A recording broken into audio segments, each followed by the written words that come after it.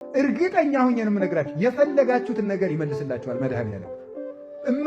እምነቴን ነው እንጂ እንደ ቅዱሳን ጸጋ ኑሮኝ አይደለም እንደዚህ የምለው፣ እምነቴን ነው የምነግራችሁ። በሕግ የታዘዘውን ነገር አድርጉ። ሕግ የሚለው ይሄ ነው። አንዳንድ አባቶች ሰይፈ መለኮት ጥሩ ነው፣ አንዳንድ አባቶች ሰይፈ ሥላሴ ጥሩ ነው ብለዋል። አንዳንድ አባቶች የሚባል ነገር የለም።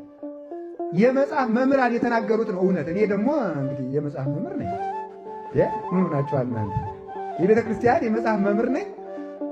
ለክታ ሰፍራት ብሉይን አስተምር፣ ሐዲሱን አስተምር፣ ሊቃውንቱን አስተምር፣ መነኮሳቱን አስተምር ብላ መርቃ ሰጥታኛለች። ተምሬበታለሁ፣ እናገራለሁ።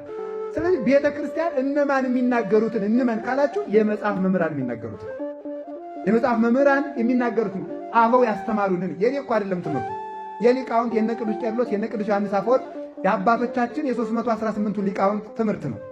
ስለዚህ ዳዊት ውዳሴ ማርያም ጸልዩ።